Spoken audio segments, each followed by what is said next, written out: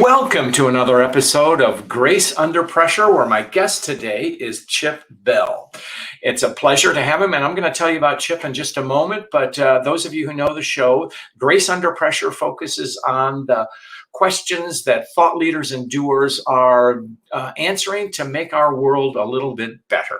Grace Under Pressure reveals what's too often dismissed as the soft stuff, the caring, the connecting, the commitment we feel toward others. Generosity for grace is generosity. It's respect. It's compassion. But when you're a leader, it's also acting for the benefit of others and energizing the organization. And I know no better person to energize an organization than Chip Bell. So Chip is exceptional. Just voted again #1 in customer service by Global Gurus. Chip has we're going to talk about his new book, which, by the way, is his 24th. And it's called Inside Your Customer's Imagination: 5 Secrets to Creating Breakthrough Products. It's terrific. Anyway, Chip has a long and distinguished career. He's spoken to, name a company, Chip has spoken there. It's from GE, Microsoft, Hertz, Accenture, Home Depot, you name it, he's been there. He also is a Vietnam vet where he was highly decorated, and he's a frequent guest on broadcast television and cable, and he's kind enough to do a show with me today. And I will tell you a little story. The theme of our show is grace. And some 20 years ago, maybe more, I got Chip's name from Washington Speakers Bureau. It was Harry Rhodes. Said, I was researching my book on communication. He said, oh, you need to connect with Chip Bell. And so he provided an introduction, and I asked Chip some questions, and he filled out this long questionnaire. And so I'm saying thank you belatedly, Chip. 20 years. Good to have you. So welcome to the show. Thank you. Thank you.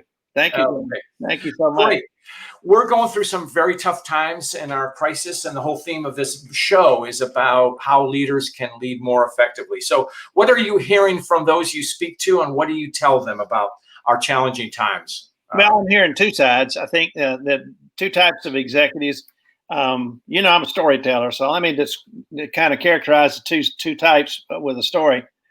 Senior executive went before her direct reports and said, we need to increase our productivity by 10%. How do we do it?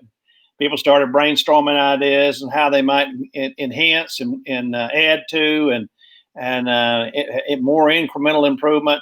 And I think there are a lot of organizations that have approached the COVID-19 and all the pandemic kind of like that. That is, what can we basically do the same thing but do more of? How can we just enhance? It's all about incremental improvement. But let me continue the story. She interrupted them and said, let me interrupt you. What if we need to improve our productivity by 100%? And there was a long pause. And the COO said, you can't get there from here. We'd have to reinvent, rethink everything we do. And so another part of the organizations that I've worked with take that approach. And that is, we got to be imaginative. We can't just keep doing more of what we've done before, like 10% approach. We got to think about how we redo, re-enhance, how we reinvent. We got to think totally differently and not just incrementally. So it's transformational, not just incremental improvement. So I think that characterizes sort of the two camps. Obviously, I'm betting on the ones that are all about transformation. Transformation's got to be, this is a crisis provokes opportunity. And so let's make the best of it. And now's the time. If you're going to make changes, let's do it and do it big. Would you not? So exactly. And, there's one of our colleagues, Mark Thompson, talks about rebuilding and rebuilding better. And it's a theme that I think we're hearing more of. And at the same time, maybe not everybody's ready to rethink. So have you talked to folks about that? So yeah, I think there are some that are not ready, and some won't be here.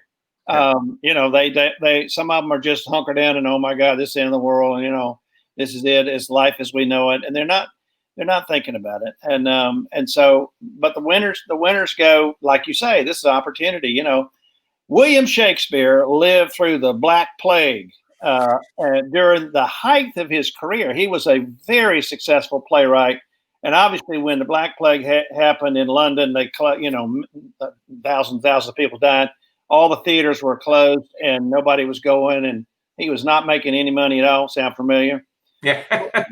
What did Shakespeare do during that time? He wrote his 2 most successful plays.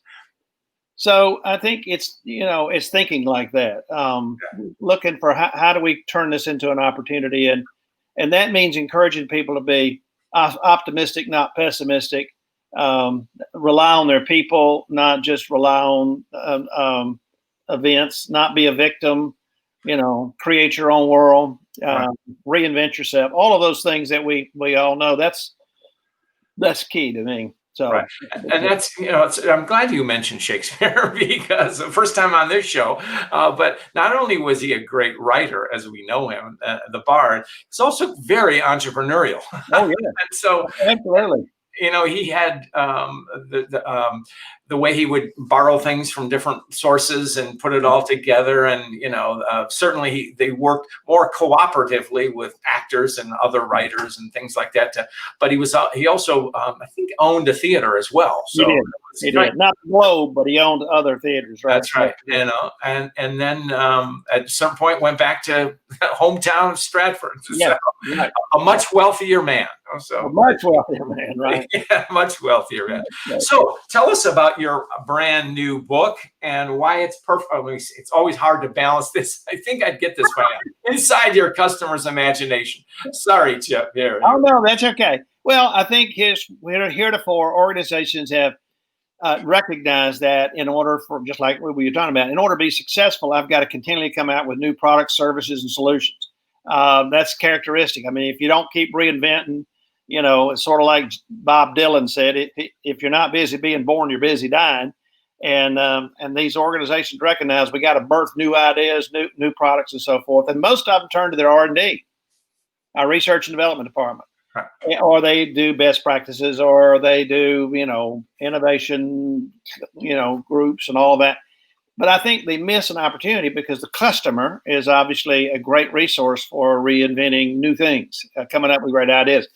I give you an example. We all sort of think Starbucks, came up with all the stuff that you see when you go into a Starbucks. Corporate did this, maybe in Seattle.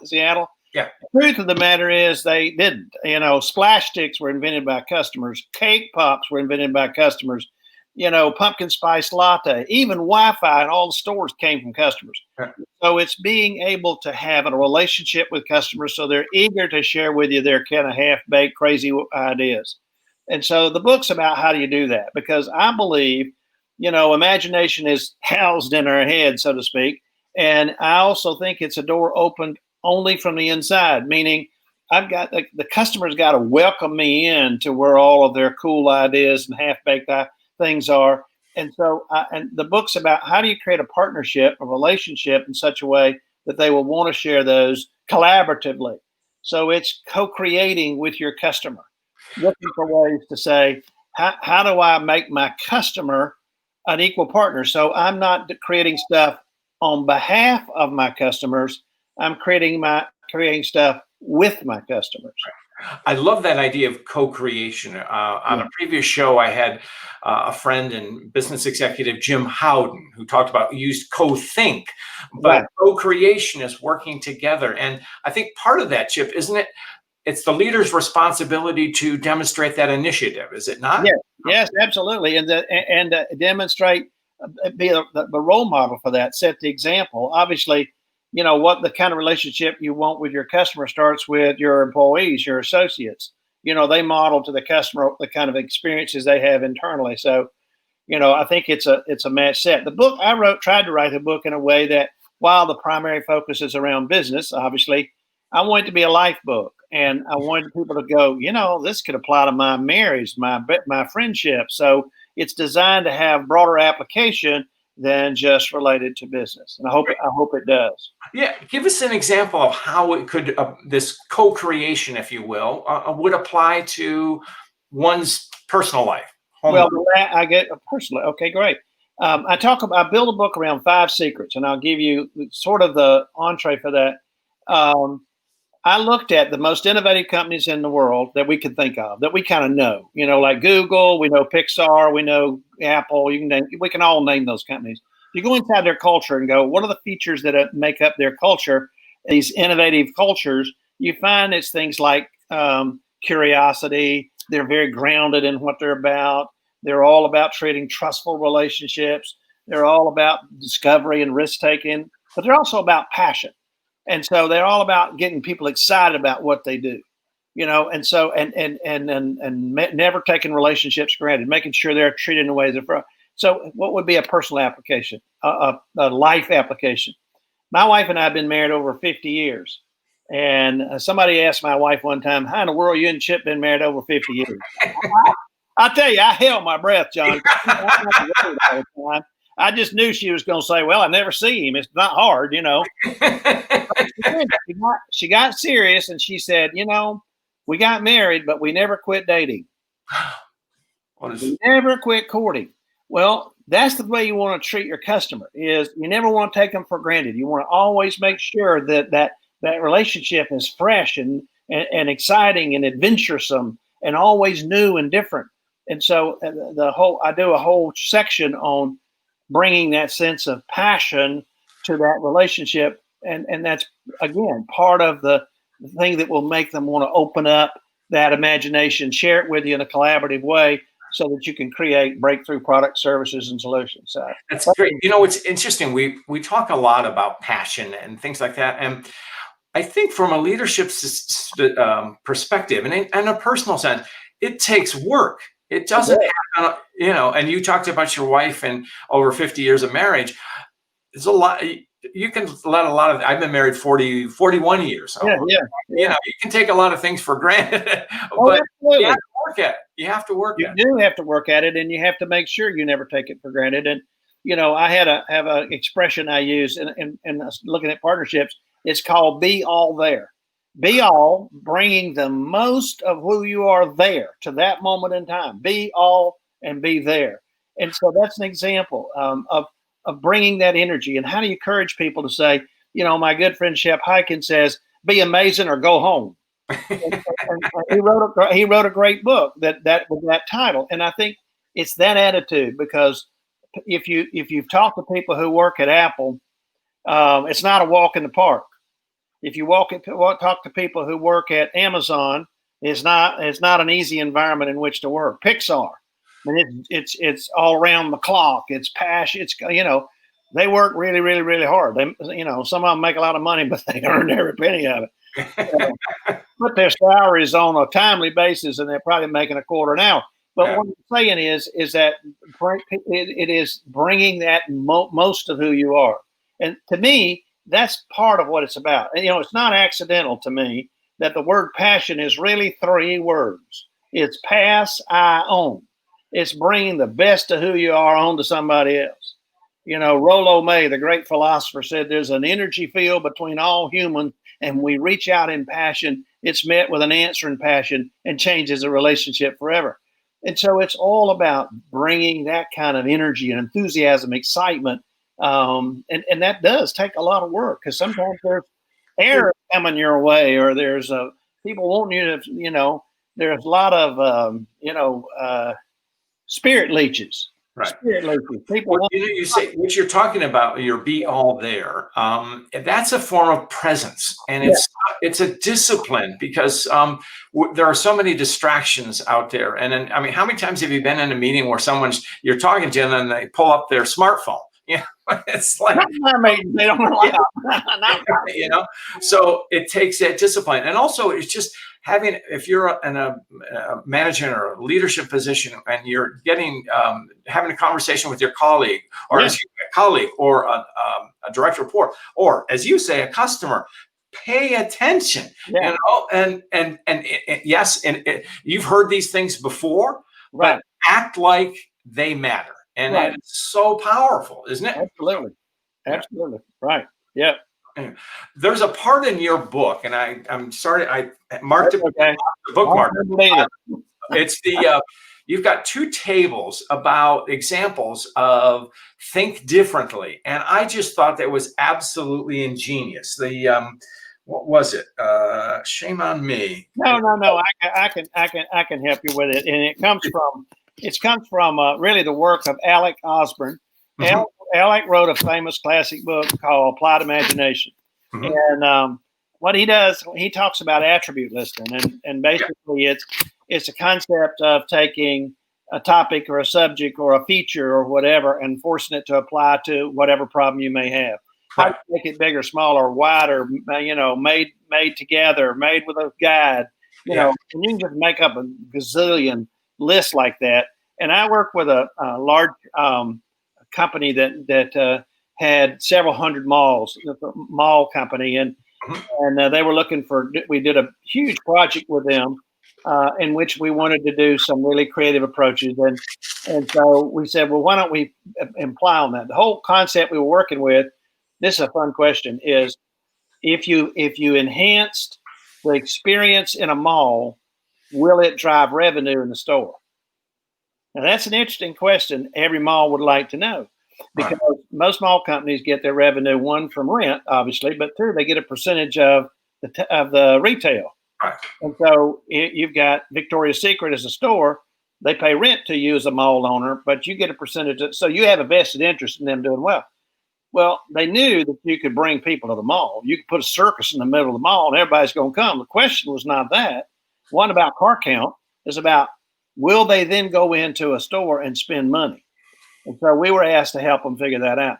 And so it required a lot of creative thought, different thinking. And so we came up with one that I used in the book that, said, what if this problem were a poet? What if it was a rock star? What if it was the other party? What if we're just a whole bunch of things? And it's all designed to make you go, "Ooh, I hadn't thought about it like that." I'll give you a fun example of that. I was working with a company that had years ago. I was working with a company that had a problem with turnover. This was one of those companies that should have been automated years ago. People working on assembly line in mindless jobs. I mean, the same thing over and over and over. It's just mindless assembly line work. At any rate, and they hadn't yet gotten to the point they ultimately automated, but they hadn't gotten to that point. They were having problems with turnover. And so they go, how do we fix turnover? And so we said, well, what if let's do a brainstorm. What if a famous character attacked this particular problem? What would Superman do? What would Roy Rogers do? And then somebody went, what would Jack the Ripper do? And somebody goes, well, he cut their legs off so they couldn't leave. Yeah. Well, it's a crazy idea, but it led to them saying, there's an idea. We could hire more handicapped people who are physically handicapped, because their attendance record is better. Their turnover record is much better than people not. And so all of a sudden they had a path to a solution to, hire more people who were physically disabled, but could still do the kind of mindless job kind of thing that they were doing on the assembly line. My point is, it gave them a whole different way to think about it. I mean, you can't Jack the Ripper. I mean, of course not. But maybe you're on a path to a whole different way to think about it, which leads you to a solution. So again, that's a concept. So, well, yeah, this kind of applied I like the title, Inside Your Customer's Imagination. So when you get to your idea of co-creation, and I like the way you said it, it's not up to me, the boss or the executive. Let's work together with my customers. Sure. So absolutely. Yeah. And we've got tons of great examples of, where customers got involved in the picture. A lot of times to products that already existed and they changed it. I'll give you an example. Frisbee. Frisbee didn't start out as a toy. There was the Frisbee Pie Company years ago. This is late 1800s. Frisbee Pie Company, and this guy named William Frisbee, spelled different. It was Frisbie, not EE. And so he had a pie company, and he had these tins that had Frisbee on top, and inside was pie. And so, people love buying his pies, but people also like the lid, because they could take the lid, turn it upside down, and throw it as a toy. And what they would do is they'd holler Frisbee, like you'd say 4 on a golf course, like it's coming 4, where they would say Frisbee. And Whammo picked up the idea, made it plastic, and the rest is history. Yeah. So my point is, customers sometimes go, well, what else could it be? I work with a with a large company well-known company that's in the pizza business. We got a bunch of focus group customers together and said, what can we do to improve our business? Now, they all thought they were going, and you think about it, I'm getting together a focus group, and I'm going to ask them ways that we can improve this particular company's offerings. And they assumed they were going to be talking about price, product, or process. Your pizza is not good enough. Price is too expensive. It takes too long for it to get to me. Those are kind of price, product, process. You'd assume that. Okay. But what we got a lot, and because I led them through some sort of dreaming kind of sessions and thinking out beyond what else could we do? What's something nobody's else doing? And people kept saying, well, what you going to do with the lid? What you going to do with the box? Yeah. Why would that box just be a box? Why couldn't you turn it into a puzzle? Open that thing up. There's a Halloween mask in there. Son of a gun that you just cut the eyes out, and now you got a Halloween mask. They kept coming up with cool ideas, and then they got together with a major paper company that made the boxes, which I later worked with, that came up with creating cool different pop boxes. So all of a sudden the pizza, they could put a little plastic film over it, so the pizza didn't bother the drawing of the puzzle. Where's Waldo? Follow the road to where help Mary get home. All kind of puzzles, and of all different kinds, adults and kids. You had crossword. Any number of things. The point is, they thought outside and said, what else could we do with our product? Even an ancillary feature like the box. Yeah. But customers come up with that. I know that's great. Something that I'm going to throw something out at you because you are the world's expert in customer service. I've been kicking around, and I talk about it in my book, Grace, but being service to one another, and I call it the intended acts of kindness. Yeah. So creating a service culture. Do you see examples of that in companies you work with, Chip? Absolutely. And I'll give you a perfect example of one that does that better than most any I know. I've done a lot of work over the years with Marriott Corporation. And I used to teach in their executive education program. It's a program they held as a week-long residential kind of at a fancy resort, not a resort, but in a conference center they own, that Marriott owned. And they bought a British company, a hotel company, and we were leading. It's about 25 senior leaders from their company. And we had it was an all-day session, workshop that I was teaching. And a new person from this newly acquired chain of UK hotels was with the group now as a participant, and he made some in the middle of discussion, because a lot of discussion in the middle of discussion, he made some sort of cutting, sarcastic kind of comment to somebody on the other side of the table groups, and the room went silent.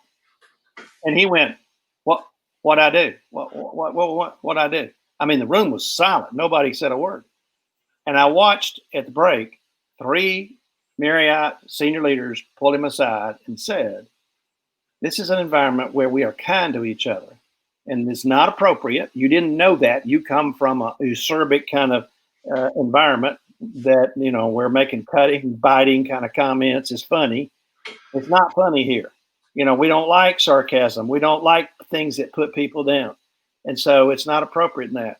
Well, he was like a different person after that. But my point is that they just flat don't tolerate anything but, the whole family values started with Bill Marriott. We're kind to each other. We're nice to each other. And part of it anchors back to, our early Deming days where, the tenet was drive fear out of the workplace. Mm-hmm. If you want quality, drive fear out of the workplace. Exactly. Well, the same, I think, when it comes to innovative service. And that is, how do we tend to create an environment that's safe, that's supportive, that's encouraging, that's inclusive, all of those things that we know that create safety. And now, as a customer, I'm a part of that. I'm more willing to open that door to my imagination and let you join with it. And so that, to me, Marriott's a good example of that. It is. And what's interesting about that, and I'm glad this was a wonderful story. I had not heard that kind of thing before, but that it doesn't surprise me because I'm not trying to do a commercial for Marriott, but that sense of service is palpable, and it goes to virtually any outlet that you go to, any of their hotels. Yeah. So now you also write about grace. And so I'm going to throw it back to you. What role does grace play in leadership? The examples? I think leadership is grace. I think it is the blood that makes it work or not work fundamentally. Because we all can name leaders, particularly in the times that we're in, where grace is absent, and what's present, what's there is not motivation, it's movement. What's there is not it's compliance, not commitment. And so we all know what happens when people work under someone who's been operating from a space of grace. And to me, grace is a fun word and a powerful word because it has so many meanings. It not only encompasses a sense of unconditional positive regard and acceptance, which is the spiritual side of grace, but it also encompasses the artistic side. When we watch a great athlete, when we watch a great performer, we say, look how graceful they move. It has a sense of art about it. And we look at a great painting and character and see it as graceful. And so I think it's a rich concept that is all about the betterment of humans. And so to me, the best leaders embody that sense of betterment that comes out, and it comes out in the, like you talked about in your book, that it's comprised of generosity and compassion and, all of those features that the acronym GRACE stands for. And so those are all, to me, they're like a kaleidoscope. The kaleidoscope's a great toy, but I wrote a book called Kaleidoscope, but I collect kaleidoscopes, and my granddaughters love to come, and I remind them sometime that when you look through there and you turn that animator, all those images can change, but the stones, the jewels, never change. And so I think the features of grace are the things that are the constants in a relationship. Their expression is unique. Their expression is different. Sometimes it comes out in the form of compassion. Sometimes it comes out in generosity. Sometimes, but nevertheless, the stones never change, so to speak. But the operative principle to that, if you use the kaleidoscope metaphor, is that it's the attributes don't change, but it's an expression he did. But most importantly, those who receive the grace or those who impart the grace, we have changed. Right. Absolutely. And it's for the better. So we're getting toward the end of our interview today. I wanted to ask you an example of grace from your life. And I know you have more than a few.